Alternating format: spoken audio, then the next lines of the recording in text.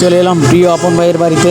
তার একটা শখের গরু ছিল, গরুটি বিক্রি করে ফেলাইতেছে। আসলে আমার নিজেরই দেখে কষ্ট লাগছে যে এত সুন্দর একটি গরু মাত্র 1,05,000 টাকা বিক্রি করে দিল। একটি গাভী, এই গরুটি কিনেছিল ভাই অনেক আগে, প্রায় 1 বছর আগে।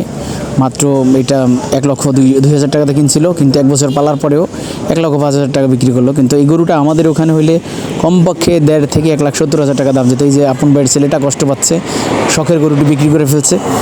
আপন ভাই কোন আপন ভাই একটু পরে টের পাবেন।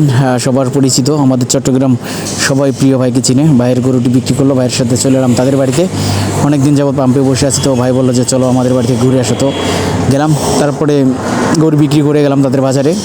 বাজারে যে দৃশ্যগুলি দেখতেছেন, ভ্যান গাড়ি, এই ভ্যান গাড়িগুলি এখানে বিক্রি হয়। নতুন পুরানো ভ্যান গাড়ি এখানে বিক্রি হয়। তো সবাই এখানে এনে বিক্রি করে, যাদের প্রয়োজন তারা কিনে। এটা হচ্ছিল পৌরসভার যে একটা মাঠ আছে, মাঠে এই ভ্যান গাড়িগুলি বিক্রি করে। পরে চটপটির দোকান থেকে আমি আর প্রিয় আপন ভাই দুজনে মিলে চটপটি খেলাম। চটপটি খাওয়ার যাওয়ার পথে দেখি স্বাদের শীতকালে সেই দুপি পিঠা। তো পিঠাগুলি কিনলাম, কিনে সাথে করে নিয়ে গেলাম যে এখন খাবো না, দোকান নিয়ে খাবো। পরে ছেলের জন্য নিয়ে আসলাম। তো যাই হোক, শেষে চলে যাচ্ছি ভ্যান গাড়িতে করে বাজার থেকে আমরা সেই রয়না পাম্পে, পরিচিত পাম্পে। কারণ এখানে বসে বসে বোরিং লাগতেছে, সবাই চিনেন প্রিয় ভাইকে। তো ভাইয়ের সাথে ভাইয়ের বাড়িতে গেলাম, বাড়িতে গিয়ে তারপরে আবার বাজারে গেলাম।